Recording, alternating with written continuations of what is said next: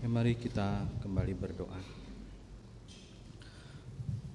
Allah Bapa kami di dalam surga, kami bersyukur boleh kembali dihimpunkan kembali di dalam ibadah pada pagi menjelang siang ini. Kami merasakan hadirat Tuhan melalui pujian penyembahan kami. Saat ini kami akan kembali membaca, merenungkan, serta mempelajari kebenaran firman-Mu. Kiranya Tuhan tenangkan, teduhkan jiwa kami, supaya firman Tuhan yang kami dengarkan, yang kami renungkan bersama-sama, kembali memberkati kehidupan kami masing-masing. Baik hamba-Mu yang akan menyampaikan di dalam segala keterbatasannya, maupun umat-Mu yang hadir di dalam kesempatan ibadah pagi hari ini. Kami sama-sama diberkati. Kami menyerahkan waktu kami ke depan sepenuhnya ke dalam pimpinan Roh-Mu yang kudus. Di dalam Kristus Yesus, Allah kami yang hidup, kami berdoa. Amin.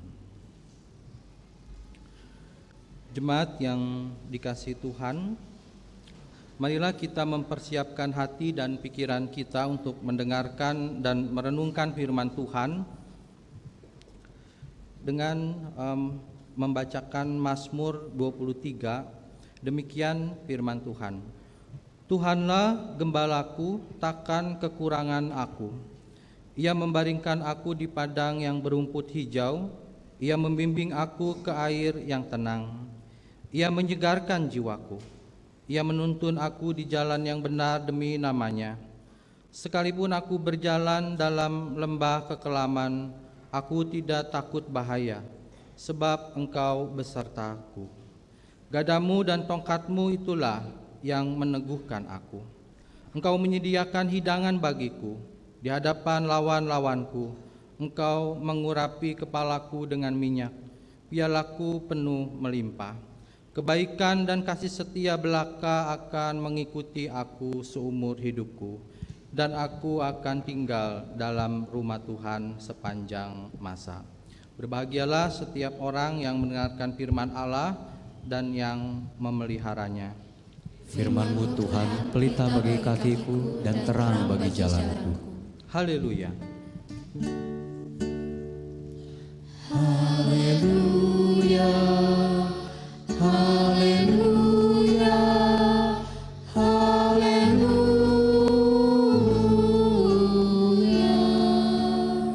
Silakan duduk Bapak Ibu. Ya, selamat pagi menjelang siang Bapak Ibu. Dalam rangka pertukaran mimbar sinode, saya berkesempatan melayani di tempat ini. Nah, sebagaimana ditetapkan oleh sinode ya, jadi bulan November ini kita memasuki bulan puji-pujian. Minggu kedua tema kita penyertaan Tuhan, diambil dari Mazmur yang ke-23. Saya memberikan satu gambar ilustrasi. Jadi kami di Jembatan Hitam biasa sebulan sekali mengadakan satu KTB ya, kelompok tumbuh bersama. Modelnya seperti pemahaman Alkitab. Dalam KTB itu biasanya kami saling sharing ya, bertukar pikiran, membahas satu Alkitab ya, sama-sama kami saling memperkaya. Waktu itu kita membahas satu temanya Allah Immanuel. Nah, Allah Immanuel itu apa Bapak Ibu? Allah beserta umat ya, atau Allah beserta kita. Lalu saya mengajukan satu pertanyaan di dalam sharing itu, bagaimana kita ya saudara mengalami penyertaan Tuhan di dalam hidup masa kini. Kalau zaman Tuhan Yesus, zaman Alkitab dulu ya, jadi kan Allah ini di dalam janji Natal menyatakan akan mengutus anaknya. Dia dinamakan Immanuel, yang artinya Allah beserta kita. Allah hadir bersama-sama dengan kita. Itu jelas ya di dalam peristiwa-peristiwa Injil zaman Tuhan Yesus, di mana Yesus sendiri hadir bersama-sama dengan murid-murid. Ketika murid-murid misalnya ketakutan waktu di perahu ada angin sakal, badai, lalu Tuhan Yesus sedang tidur kecapean, Murid-murid panik, murid-murid takut. Lalu di situ dia ingat, oh iya kita kan ada guru ya lagi tidur. Lalu dibangunin Tuhan Yesus. Dalam kepanikannya Tuhan Yesus bangun lalu meredakan angin sakal itu menjadi tenang. Nah itu ya, di dalam zaman itu mereka bisa langsung mengalami Allah itu di dalam diri Kristus. Nah sekarang yang jadi pertanyaan, bagaimana umat orang Kristen, kita orang percaya mengalami Allah di dalam pengalaman-pengalaman kita. Lalu di situ di dalam diskusi KTB gitu ada yang menjawab melalui doa, Pak. Saya kalau berdoa jadi tenang. Ketika ada masalah menghantam keluarga saya panik, lalu saya mengambil waktu berdoa. Tuhan hadir, menenangkan jiwa saya. Wah, saya jawabannya luar biasa ya. Lalu ada lagi seorang ibu berkata, usaha saya lancar Pak, dia yang berjualan. Tiap hari selalu laku dagangan saya. Saya merasakan penyertaan Tuhan, kata si ibu itu. Wah, jawabannya juga bagus ya. Lalu yang lain berkata, anak-anak saya sehat Pak, sekolahnya lancar, nilainya juga bagus. Saya merasakan kebaikan dan penyertaan Tuhan.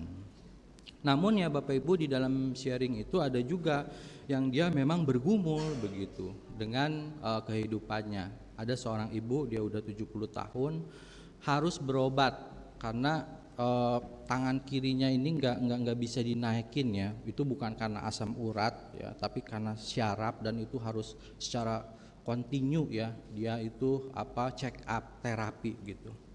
Nah dia nggak punya uang, jadi dia harus pakai BPJS. Kadang saya males berobat terus menerus. Perubahannya nggak signifikan. Belum lagi pakai BPJS. Kalau anak saya lagi mau nganterin pakai motor, dia jam 5 pagi udah ambil tiket. Lalu saya datang belakangan. Kadang baru dipanggil setengah 12 siang, jam 4 sore baru diperiksa. Tapi nggak terlalu signifikan tuh perubahan. Saya udah berdoa begitu. Seakan-akan dia kurang merasakan penyertaan Tuhan. Yang lain juga bergumul di dalam pekerjaannya. Ada seorang ojek online ya. Di Jakarta itu kan panas ya. Jadi dia berjuang setengah mati. Dia menceritakan keluh kesahnya. Pernah salah kirim barang. Dia udah jauh-jauh kirim, ternyata nggak ada orang di rumahnya. Lalu dia juga pernah tidak dibayar ya. Tapi dari pengalaman itu si bapak ini dari sharingnya dia tetap merasakan, Pak, Tuhan menyertai pekerjaan saya betapapun melelahkannya itu. Nah Bapak Ibu yang dikasihi Tuhan, di dalam kehidupan ya orang Kristen, orang percaya masa kini, penyertaan Tuhan itu seringkali dihubungkan dengan keberhasilan, dengan kelimpahan, dengan kesehatan, dengan semuanya baik-baik saja, berjalan dengan lancar. Baru orang menyatakan itu disertai Tuhan. Jadi kalau ada orang yang mengalami kegagalan, hidupnya sakit-sakitan, rumah tangganya berantakan, banyak persoalan, mungkin orang mengatakan, ini enggak disertai Tuhan, tidak diberkahi Tuhan. Nah dalam tadi sharing KTB itu ya Bapak Ibu, ternyata setiap orang percaya, kita orang beriman itu memiliki pengalaman yang unik bersama Tuhan. Ya bagaimana Tuhan menyertai kehidupan saya, ya orang-orang yang tadi sharing, dan juga kehidupan Bapak Ibu. Saya percaya kita semua punya pengalaman-pengalaman yang unik bersama Tuhan. Karena itu pengalaman yang satu nggak boleh menjadi tolak ukur menilai pengalaman yang lain ya. Itu nggak disertai, ini disertai ya. Tidak boleh seperti itu. Nah di dalam pembacaan kita ini dari Mazmur ya, si pemazmur juga dia memiliki pengalaman bersama Tuhan, Allah yang dia percaya, yang dia pahami sebagai gembala yang baik. Dan pengalaman-pengalaman itu ia tumpahkan di dalam kebersyukurannya, di dalam pujian, di dalam Mazmur 23 ini. Itu Mazmur 23 luar biasa isinya. Lagunya banyak versinya. Tuhan adalah gembalaku, takkan kekurangan aku. Bukan hanya lahir dari puisi ya, kata-kata yang indah. Tapi Mazmur ini juga lahir dari pengalaman, dari pergumulan iman dari si pemazmur. Dan ia tulis itu di dalam Mazmur 23. Apa yang dapat kita lihat dari Mazmur ini? Yang pertama, dalam relasinya dia dengan Allah yang dia percaya sebagai gembala, ia selalu dipelihara. Itu yang mau ia katakan kepada pembacanya, kepada kita. Apa buktinya bahwa si pemazmur itu dipelihara? Dia katakan, aku tidak kekurangan. Dalam bahasa Indonesia sehari-hari, Tuhan bagaikan seorang gembala bagiku, aku tidak kekurangan. Dalam arti hidupku ini cukup. Meskipun dia tidak berbicara soal kelimpahan, tapi si pemazmur menyadari penyataan itu membuat dia cukup. Dan itu yang membuat dia bersyukur. Nah, Bapak Ibu yang dikasihi Tuhan, di dalam hidup ini ada banyak orang tidak dapat mengalami syukur, rasa syukur. Mengapa? Karena mereka tidak pernah merasa cukup. Salah satunya begitu, ya. Dengan apa yang sebenarnya Tuhan sudah kasih, Tuhan sudah berikan, tapi toh selalu merasa nggak cukup. Itu yang membuat orang jadi susah gitu ya sendiri. Si pemazmur merasa cukup, karena itu dia merasakan pemeliharaan Tuhan di dalam pengalaman-pengalamannya. Dalam 1 Timotius 6 ya, Paulus pernah memberi nasihat mengenai cinta uang. Memang kata Paulus bilang, ibadah itu kalau disertai rasa cukup memberi keuntungan besar. Sebab kita tidak membawa suatu apapun ke dalam dunia, dan kita pun tidak dapat membawa apa-apa keluar. Maksudnya kalau kita udah meninggal ya. Asal ada makanan dan pakaian cukuplah, kata Paulus. Tetapi mereka yang ingin kaya terjatuh ke dalam pencobaan, ke dalam jerat, dan ke dalam berbagai-bagai nafsu yang hampa dan yang mencelakakan, yang menenggelamkan manusia ke dalam keruntuhan dan kebinasaan. Karena akar segala kejahatan ialah cinta uang, kata Paulus. Sebab oleh memburu uanglah beberapa orang telah menyimpang dari iman dan menyiksa dirinya dengan berbagai-bagai duka. Salah satunya tadi ya, rasa nggak cukup, jadi nggak bisa bersyukur, membuat dia jadi berduka, menderita, dan seterusnya. Dalam satu tayangan di televisi saya pernah menyaksikan satu ini ya, jadi tips gitu, mengembangkan gaya hidup minimalis. Mungkin Bapak Ibu pernah mendengar ya gaya hidup minimalis. Nah, konsepnya ini dari orang Buddhis. Jadi orang Buddhis itu punya pemahaman kalau kita mau hidup mengalami ketenangan batin, kebahagiaan, harus matikan keinginan. Se-ekstrim itu ya orang-orang Buddha itu.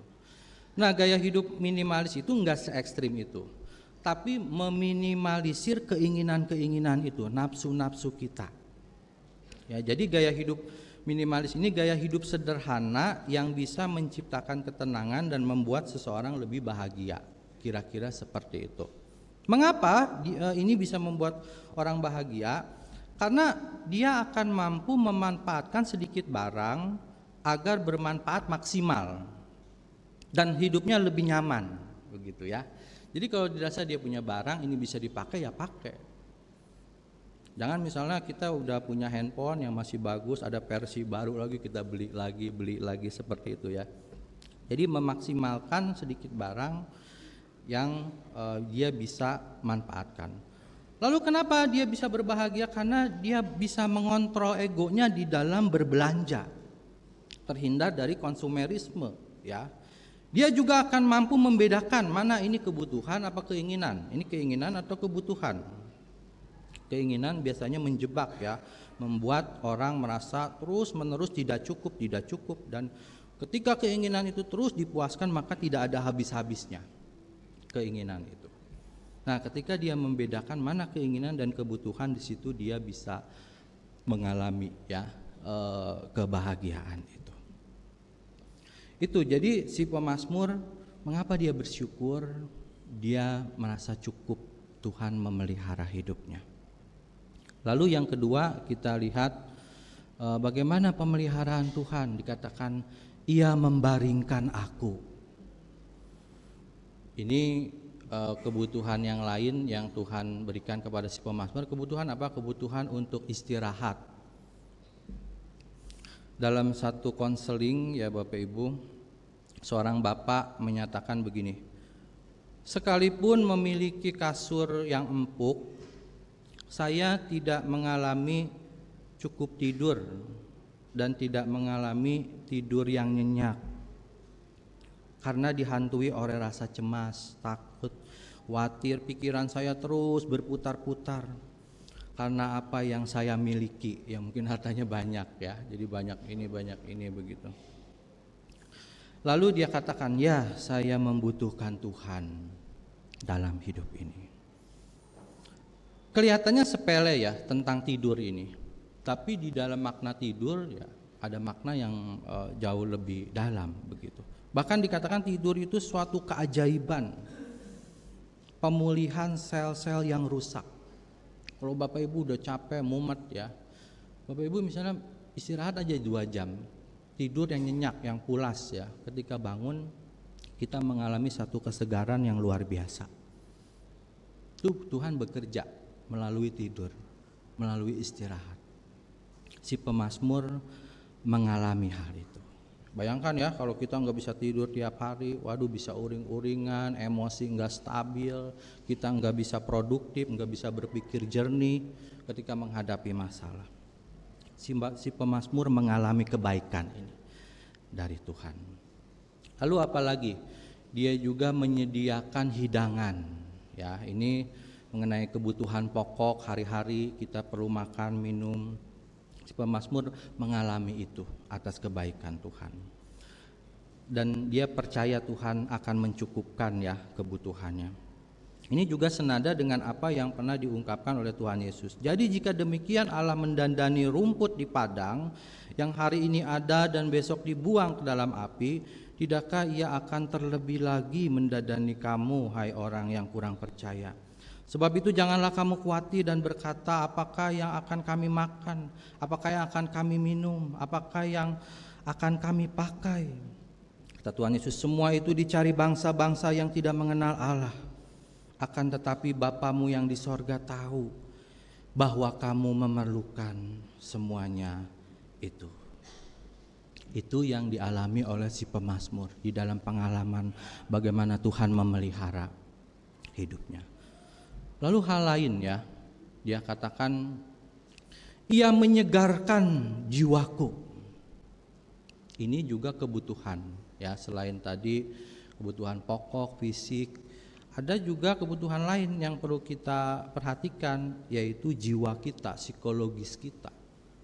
Itu bagian roh yang tidak kelihatan, jiwa itu, tapi sebenarnya mempengaruhi kehidupan kita ya, kehidupan seseorang. Jadi sebagaimana kebutuhan fisik tadi ya, makan minum, jiwa juga memiliki kebutuhan yang sama, dan itu dibahasakan Tuhan menyegarkan jiwanya. Nah Bapak Ibu, banyak orang di barat ya sekarang belajar ke timur. Belajar apa? Ternyata mereka belajar yoga, meditasi. Di sana kan terjadi sekularisasi ya. Lebih dulu orang banyak meninggalkan agama, gereja-gereja kosong, isinya cuma orang tua aja. Jadi hidup dalam iklim rasionalitas, apa-apa harus rasional ya. Memecahkan masalah harus pakai rasio dan seterusnya. Tapi ternyata rasionalitas itu tidak bisa memuaskan kebutuhan mereka. Mereka jadi kosong, hampa, dan akhirnya mereka mencari ketenangan batin ya melalui tadi yoga, meditasi dan seterusnya. Ada seorang mistikus ya, saya pernah baca karangannya, dia mistikus dari Irak namanya Sankara Saranam. Dia katakan begini, kita pada dasarnya itu memiliki kebutuhan spiritual akan sesuatu yang ilahi. Dan kebutuhan itu ada di dalam wilayah jiwa kita. Kita, dia bilang, dapat merasakan kehadiran Allah itu, ya, yang ilahi itu, tanpa atribut keagamaan. Maksudnya apa, Bapak Ibu? Memang kita ya, misalnya di dalam keagamaan itu kan ada ritual-ritual kita beribadah. Misalnya orang Muslim harus ke masjid lalu ibadah sehari 5 kali. Kalau kita mungkin ada persekutuan doa. Nah itu memang bisa menolong spiritualitas kita ya, jiwa kita begitu. Tapi kata Saranam, seharusnya kita bisa melampaui itu, atribut keagamaan itu, untuk merasakan relasi yang jauh lebih dalam secara personal dengan Allah yang kita percaya, yang kita sembah gitu. Waktu itu dari tim Litbang pernah mau mengadakan survei kondisi rohani jemaat ya. Nah rohani itu kan berbicara sesuatu yang tidak kelihatan, rohani seseorang. Spiritualitas itu sesuatu yang tidak kelihatan ya. Saya kemudian memberi masukan, bagaimana kita bisa mengukur spiritualitas kerohanian seseorang? Sulit. Yang bisa diukur adalah tadi, religiositasnya, aktivitas keagamaannya. Misalnya dalam sebulan berapa kali saudara ke gereja? 4 kali. Nah, itu bisa jadi alat, wah ini kayaknya sehat secara rohani. Apakah ada kehidupan doa bersama keluarga pribadi? Apakah sering datang dalam aktivitas gereja yang terkait dengan persekutuan rohani? Itu bisa menjadi alat ukur mengenai spiritualitas seorang ini sehat atau enggak. Tapi itu tidak bisa menjadi patokan. Bisa enggak seseorang aktif bergereja, melayani dan seterusnya, tapi spiritualitasnya sakit ya, kerohaniannya sakit, bisa terjadi. Dan itu bisa mengecoh. Nah, Sankara dia seorang mistikus, memang dia tidak beragama, tapi ada hal yang baik tentang kebutuhan itu. Ya. Bagaimana menjalin kedalaman relasi kita dengan Allah yang kita percaya. Karena itu menjadi kekuatan, sekalipun itu tidak kelihatan. Orang yang memiliki kerohanian yang sehat, dia akan mampu bertahan ya di dalam berbagai dinamika dan pergumulan. Ia menyegarkan jiwaku, kata si pemazmur. Nah itu bentuk-bentuk pemeliharaan Tuhan yang sudah pemazmur rasakan di dalam pengalaman-pengalaman yang dia tuangkan di dalam Mazmur 23. Yang terakhir itu adalah penyertaan Tuhan. Selain dia dipelihara, ya merasakan pemeliharaan Tuhan, dia juga mengalami bagaimana Tuhan selalu menyertai dia. Ya, ungkapan menuntun itu menyertai. Kalau kita menuntun anak kita nyebrang, kita menyertai dia. Ya, ngantar ke sekolah itu menyertai. Bahkan dikatakan, sekalipun aku berjalan dalam lembah kekelaman, aku tidak takut bahaya, sebab engkau besertaku ketika aku berjalan. Sekalipun perjalanan itu mungkin menakutkan ya, si pemazmur, nggak bisa diprediksi misalnya, seperti itu. Nah ada satu pandangan dari Blaise Pascal ya, mungkin Bapak Ibu pernah dengar namanya. Pascal menggambarkan bahwa hidup kita itu seperti pertaruhan. Jadi sejak kita lahir, kita sebenarnya sudah mempertaruhkan hidup ini. Misalnya kita lahir di tengah keluarga yang kaya, ya mungkin itu kita bisa cukup, ya kita bisa bahagia. Atau bisa juga ketika kita dilahirkan, kita lahir di tengah keluarga yang susah misalnya, yang miskin. Atau bisa juga ketika kita lahir, kita cacat. Ada misalnya kelainan secara kromosom.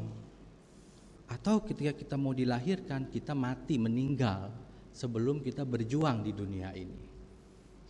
Nah, itu maksud dari Paskal, hidup kita itu seperti pertaruhan. Demikian juga dia katakan, ketika kita mempercayakan hidup ini kepada Tuhan, ini wilayah iman kita kepada Tuhan, itu juga bisa digambarkan seperti pertaruhan. Ada satu pengalaman ya, sharing. Jadi ini seorang pemuda, dia aktivis BP. Nah, dia itu Grab online, jadi ngambil mobil melalui Grab itu dia harus bayar gitu ya, cicilan per bulan. Nah, karena dia terus-menerus ngejar target, sehingga bahkan hari Minggu pun dia lupa gitu ya untuk ke gereja, ada tugas pelayanan karena ngejar target itu. Pernah dia sharing beberapa waktu yang lalu. Jadi itu sharingnya hari Minggu ya, Minggu. Nah, dia ini harus bayar cicilan itu di hari Jumat, jadi dia harus target dapat segini. Dan selalu di hari Minggu itu banyak orderan yang besar begitu ya. Sehingga itu yang jadi alasan ketika saya tanya, aduh saya nggak bisa ke gereja, tolong gantiin pelayanan saya. Karena ngejar target itu di hari Minggu memang orderannya banyak dan dia bisa cukup itu. Terus saya katakan, kamu percaya nggak bahwa rezeki itu dari Tuhan? Ya, saya percaya. Terus kamu percaya nggak ketika kamu belajar, coba di hari Minggu di-off ya, diprioritaskan untuk ibadah, untuk mengutamakan Tuhan. Percaya nggak kalau hari Senin, Selasa, ya Rabu, Tuhan akan menyediakan rezeki yang bisa membuat kamu tertutup ya untuk bayar itu? Ya kok saya percaya. Ya tapi memang nggak tahu ya apakah itu dilakukan atau tidak. Nah, inilah yang disebut sebagai pertaruhan itu. Jadi iman itu kita belajar ya melangkah, mempercayakan diri kepada Tuhan. Apakah misalnya di hari Senin dia dapat orderan rezeki atau tidak, itu urusan lain ya. Tapi dia harus ngambil keputusan dulu bahwa Tuhan akan mencukupkan itu. Ketika dia mengutamakan ya di hari Minggu ibadah dan pelayanannya. Ada sebuah ilustrasi ya Bapak Ibu tentang bagaimana mempercayakan hidup kepada Tuhan, gambaran dari iman. Jadi iman itu bisa digambarkan seperti seseorang yang sedang membawa lampion ya, lampion. Lalu orang itu akan menerobos kegelapan di hutan belantara. Yang dia sendiri itu nggak tahu sebetulnya jalan keluarnya seperti apa. Karena begitu gelapnya perjalanan itu, dan dia sendiri nggak bisa memprediksi. Tapi dia punya lampion ini. Kuncinya apa? Supaya dia bisa menerobos ya kegelapan itu, hutan belantara itu, dia harus berani melangkah. Kalau dia melangkah satu langkah, lampu itu yang di depannya yang dia pegang akan menerangi 5 langkah gitu ya. Kalau dia berani melangkah 2 langkah, maka kelihatan jalan 10 langkah. Nah, pergumulan iman itu begitu. Ketika kita berjalan bersama Tuhan, seringkali memang kita tidak tahu gelapnya perjalanan ini. Bagaimana saya mengatur strategi? Makanya ada wilayah-wilayah tadi yang sebetulnya nggak bisa dijawab oleh rasionalitas kita. Ya betul, semuanya harus pakai akal. Tapi ada wilayah-wilayah yang rasional sendiri nggak bisa berbuat apa-apa. Dan disitulah iman berperan. Ya, itu gambaran dari iman si pemazmur. Sekalipun aku berjalan di dalam lembah kekelaman, aku tidak takut bahaya, karena Engkau besertaku. Gadamu dan tongkatmu itulah yang menghibur aku. Kiranya firman Tuhan kembali memberkati kita. Amin. Kita mengambil waktu teduh sejenak.